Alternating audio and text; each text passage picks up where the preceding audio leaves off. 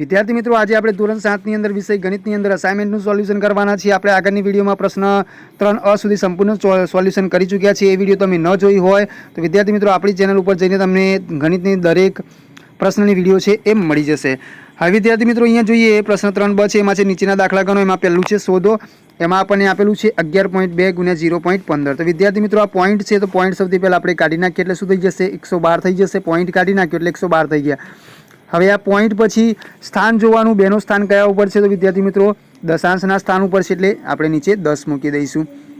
જ્યારે અહીંયા 0.15 છે તો પોઈન્ટ કાઢી મૂકીએ એટલે 0.15 આવે એટલે 15 જ કહેવાય, તો આપણે અહીંયા 15 મૂકીશું। હવે અહીંયા જો તો આ 15 કયા સ્થાન ઉપર છે, તો પોઈન્ટ પછી આ દશાંશ અને આ શતાંશ એટલે કે 100ના સ્થાન ઉપર છે, તો અહીંયા આપણે છેદમાં 100 મૂકીશું। એટલે અહીંયા આપણને મળશે 112/10 અને અહીંયા મળશે આપણને 15/100।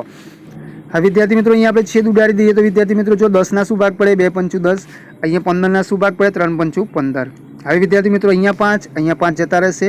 હવે આ 112ને આપણે 2 વડે ભાગીએ એટલે 56 આવશે, તો આપણી પાસે શું વધશે 56 ગુણ્યા 3 અને છેદમાં 100। તો 56 ગુણ્યા 3 અને છેદમાં 100, તો 56 તારી થાય 168 અને છેદમાં 100 એમને મૂકીશું। હવે આપણે પોઈન્ટ કાઢીશું વિદ્યાર્થી મિત્રો, તો જેટલા મીંડા હોય એટલા પોઈન્ટ કાઢી દેવાના। તો અહીંયા 2 મીંડા છે તો 2 પોઈન્ટ કાઢી નાખીએ એટલે 2 સંખ્યા છોડીને પોઈન્ટ મૂકી દઈશું। એટલે 8 અને 6 એ 2 સંખ્યા છોડીને 1 પોઈન્ટ મૂકીશું એટલે 1.68। બીજી રીતે કહીએ તો વિદ્યાર્થી મિત્રો શતાંશ છે એટલે શતાંશના સ્થાન ઉપર આપણે મૂકવાનું, તો અહીંયા શતાંશ અને દશાંશ અને એના પછી અહીંયા પોઈન્ટ આવી જશે।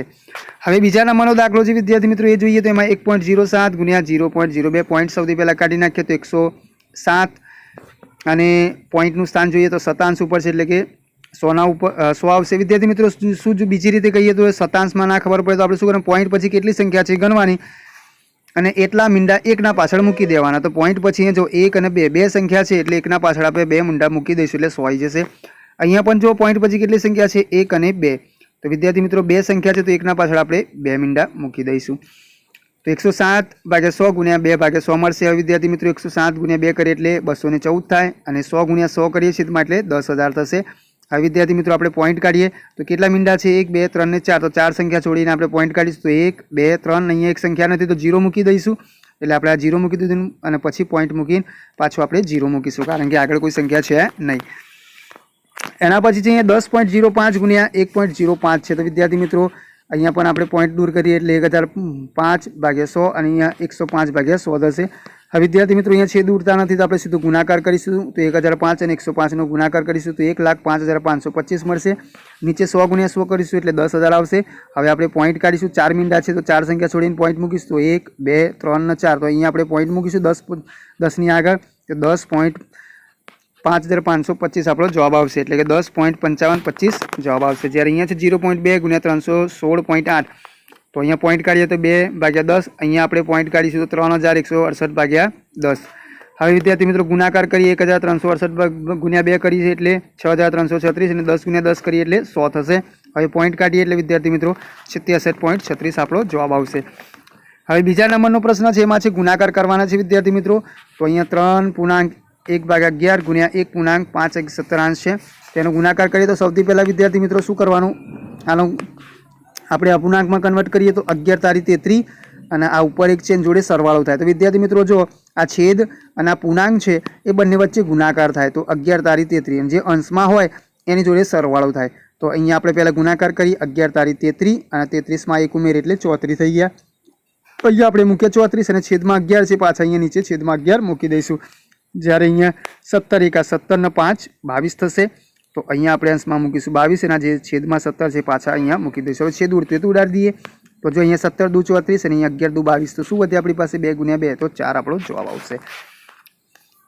અહીંયા જો બીજા નંબરનો દાખલો, એમાં પણ એ જ રીતે વિદ્યાર્થી મિત્રો 7 દુ 14 ને 1 15, તો 15/7 આપણો જવાબ આવશે। છેદમાં 7 છે તો 7 મૂકી દેવાના, અહીંયા 11 × 8 88 અને 3 91 અહીંયા મૂકીશું અને છેદમાં ફરીથી 11 મૂકીશું। હવે છેદ ઉડતા હોય તો ઉડાડીશું, તો 13 × 7 = 91, તો અહીંયા આવી જશે 13 × 15 કરીશું। હવે 15 × 13 અને છેદમાં 11 મૂકીશું એટલે 195 અને છેદમાં 11 મૂકીશું। હવે મિશ્ર સંખ્યામાં એને ફેરવી દઈએ તો 11 × વિદ્યાર્થી મિત્રો અહીંયા આપણે કરીશું એટલે આપણને અહીંયા 187 મળશે વિદ્યાર્થી મિત્રો। 11 × 100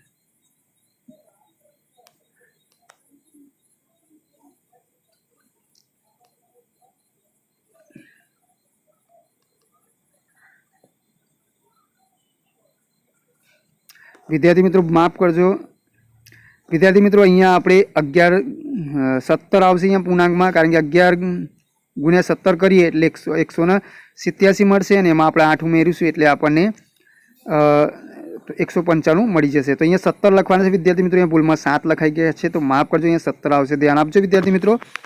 એના પછી છે 2.3 ગુણ્યા 1.6, તો એની અંદર આવશે વિદ્યાર્થી મિત્રો 13 અને અહીંયા મળશે આપણને 13. હવે ગુણાકાર કરીશું, છે દૂરતા નથી એટલે 13 ગુણ્યા 13 169 ને નીચે 5 × 35.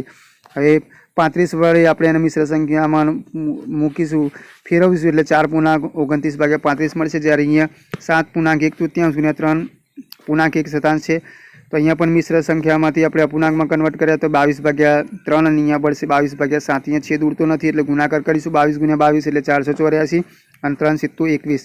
હવે એના આપણે ભાગાકાર કરીશું એટલે વિદ્યાર્થી મિત્રો 23.121 આપણને મળશે.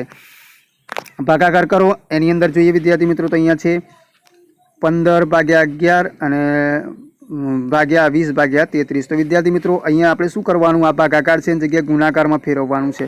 તો પહેલાં 15/11 એમને મૂકીશું, આ ભાગાકાર છે એની જગ્યાએ ગુણાકાર કરીશું.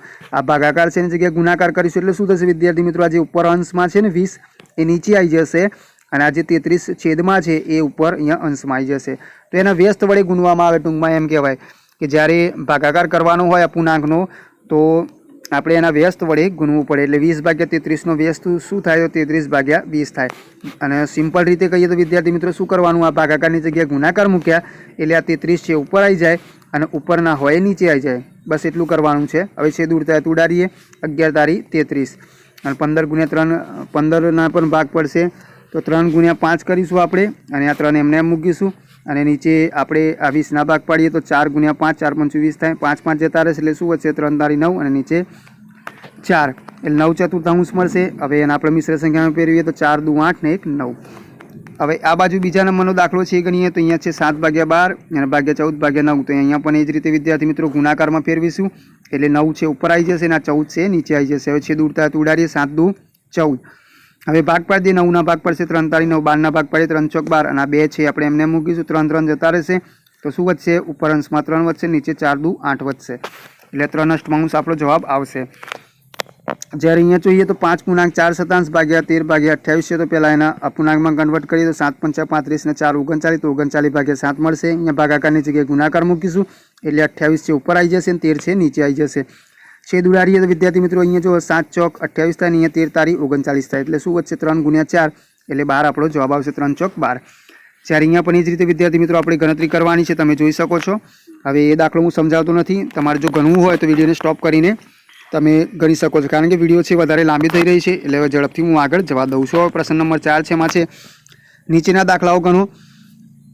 એમાં છે એક કાર 1 લીટર પેટ્રોલનો ઉપયોગ કરીને 15 કિમી અંતર કાપે છે, તો 5.1 લીટર પેટ્રોલનો ઉપયોગમાં કેટલા કિમી અંતર કાપશે. તો અહીંયા આપણે લખ્યું છે 1 લીટર પેટ્રોલમાં કાપેલું અંતર 15 કિમી, તો 5.1 લીટર પેટ્રોલમાં કાપેલું અંતર કેટલું. હવે વિદ્યાર્થી મિત્રો 5.1 એના 15નું આપણે ગુણાકાર કરવાનો, તો અહીંયા 5 × 5 = 25 ને 1 = 26 એટલે 26 મળશે અને આ બાજુ ગુણ્યા 15. હવે છેદ ઉડતો હોય તો ઉડાડીશું તો અહીંયા ઉડે છે તો 5 તારી 15 એટલે આપણી પાસે વધશે 26 × 3, 26 × 3 કરીશું એટલે 78 કિમી આપણો જવાબ આવશે.